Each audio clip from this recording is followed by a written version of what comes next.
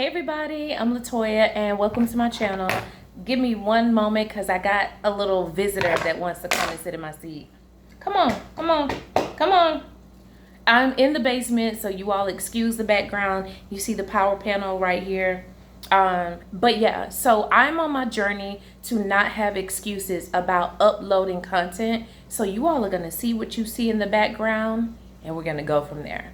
But today I want to talk to you all about security and being careful with just sending random things to people just because they say that they are who they say that they are.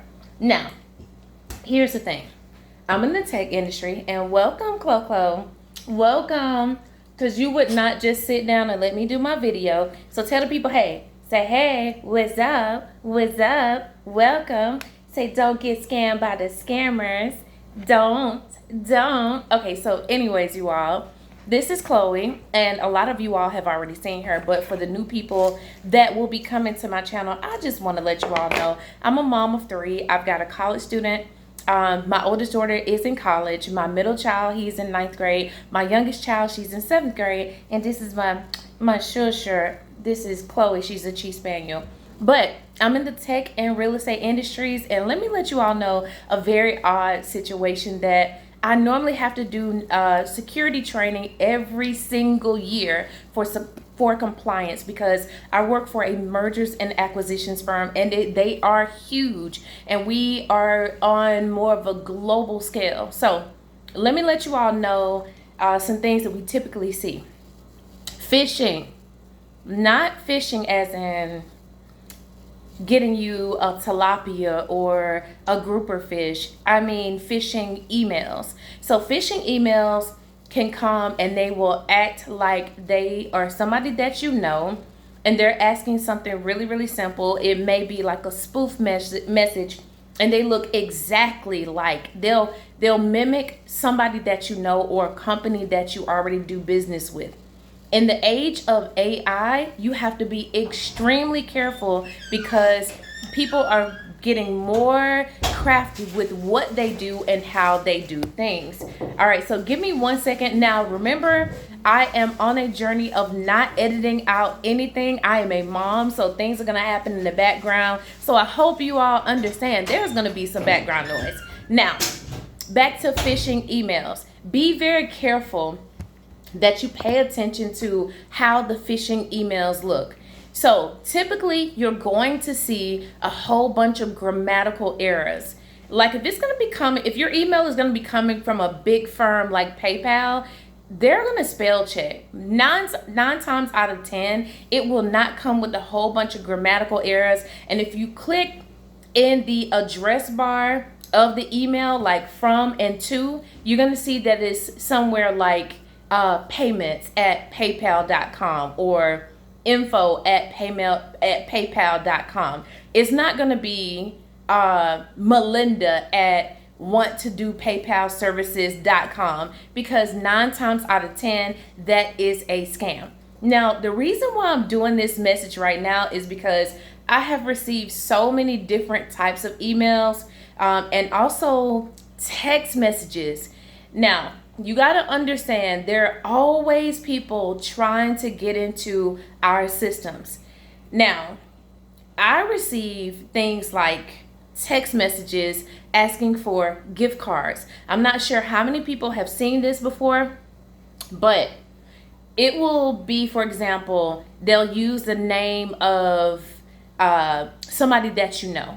Like the president of my company would never text message me on my personal line about something, and it's always a hint of emergency. I gotta get it right now within the next 10-15 minutes. It's always a sense of urgency. So use your head and be smart about it. Try to get them to push beyond what they are asking. For example, I normally ask to get on a video, but I know that AI is so crafty. You can spoof a person's face. You can take that person's face completely off of their body and do something live and talk to them. But there are certain nuances and words that I use with people that I know and love. I have a whole code system with my family and my friends. And it's constantly changing because I have to deal in the security of the information that I have access to.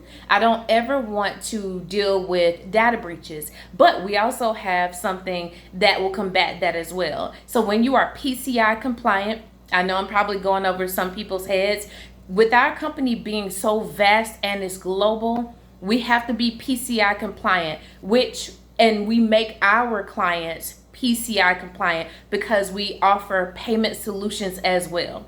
So with that being said, you have to be extremely smart about whether this person is sending you a text message, and it's always like an urgency, especially a text message. Hey, this is the president of my organization, and I want you to send me a gift card. I'm stuck. I don't have my cell phone cord.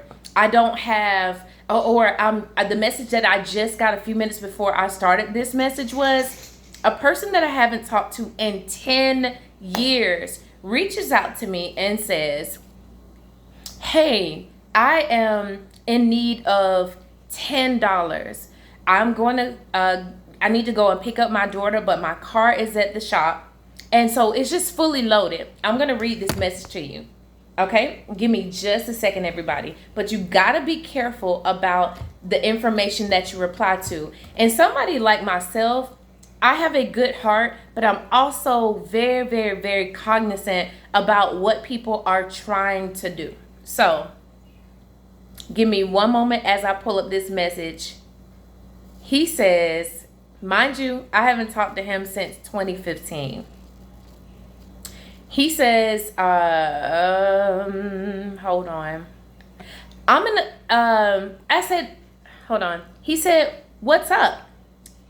I said, hey, man, how have you been? Because I haven't talked to him in forever. So this is just out of the blue, right? He said, good, I guess. So that should be the first indicator that this is something wrong. Why would you reach out to me, somebody that you haven't spoken to in 10 years, and just start off with the problem? You said, good, I guess. But why would that matter to me, right? I'm in a little situation at the moment, trying to go pick up my daughter. I was asking if you could help me with $10 until later at 7 p.m. Now, it's 4:55 p.m. Eastern Standard Time. This person that I know lives in New York City, okay? I know this person, but I haven't spoken to them in 10 years. But I know this is not how they talk as well. Sometimes people will say certain terms because they haven't gotten the language down. They don't know you like that, so they don't know certain phrases that you may use. They don't know the context of your relationship that you may have with the person. So it sounds kind of crazy anyways, because you need $10 until later at 7 p.m. Hold the presses, okay? So immediately, this person sends me a screenshot of the Cash App. Now, the Cash App says, and I'm not going to say the actual Cash App because I don't want you all to end up sending the money to this person because it's not really him. So it says a weird Cash App tag, a Cash App handle. You got to be careful, okay? So I look and I'm like, that's crazy. I'm looking at the screen now. He would have, number one, had his picture up there. Number two, that's not his Cash App handle. And just from quick analysis, this doesn't make sense at all. I still have not talked to him in 10 years. He would never come to me first. Now, I understand that I just made an announcement on my personal Facebook page, and they know that I have just become an executive at the company that I work for. You got to be careful because people will also use information that you freely share on your social media pages to craft other messages to go out to your personal network. Be very careful, okay? Let's go ahead. Now, with that being said, he puts the Cash App handle right below that again, which is very sketchy from what it says. He said, just let me know, please. He said, no, I wouldn't ask, just in a situation current at the car shop getting fixed. So no, as in no, KNOW is not the right thing. It would be no, as in NO, okay? It would normally be NO. I wouldn't ask, just in a situation, and it should have been currently. Now, they don't realize that I'm deep in this technology, so you really cannot play me because I have security all around me at the company. Cybersecurity watches what we do I don't even want to get all into it, but you get what I'm saying. You got to be careful about the information that you provide or you perceive, okay? So, situation current at the car shop getting fixed. Now, I understand some people don't speak with correct English, but this guy is beyond this. He wouldn't say current at the car shop getting fixed. It would be fixed, FIXED. And I want to get her before she's the only one left there and pay doesn't hit until 7. So, number 2, remember I told you there's always going to be a sense of urgency. And plus a bunch of grammatical issues in this one setup. Now, number 1 is grammatically wrong. Just everything just does not make sense. And who are we talking about? We're talking about your daughter, and you need $10, but you don't get paid until 7 p.m. Where are you working where you know what time your check is going to hit? Because even if it's a direct deposit, it could be a glitch and it could happen in the morning, okay? Even if you get paid early, you can tell me around about the time that you typically get paid, but then it's such a small nominal amount. It shouldn't be a massive emergency for $10, okay? You're not gonna contact me all the way in a whole nother state for $10. And then people will explain it away, say, oh, it's just $10. But how many other people have they asked for just this $10, okay? So I let them know. I said, hit me on a video call because I want that smoke, okay? Send it to me. Send me a video call and let's talk right now. I said, I get messages like this all the time, and I just kind of lay it out for them to just kind of let them know, I see you, okay? You're not who you say you are, and pretty much I'm getting ready to report them. So by the time you all see them on YouTube, I'm going to have already reported them to Meta, okay? Now, he says, my phone can't call on battery save mode. Why? What's up? So there's the objection.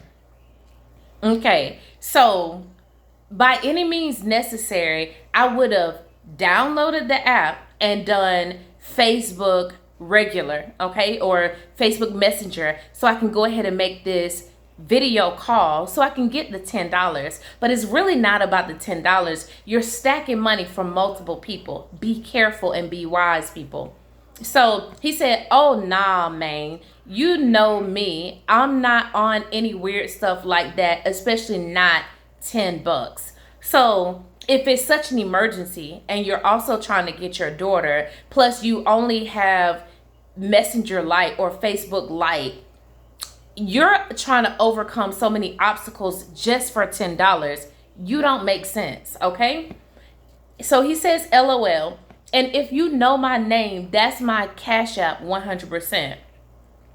I can know your name, but you can also just have started that account. And so typically I tell people, hey, if it's such an urgency, post your Cash App on your regular profile page so I can also see it, because I don't want you to send me a private message. Let me put you out on Front Street so everybody can see this Cash App that's associated with the profile that you have hacked into, so we know that you are not who you say that you are.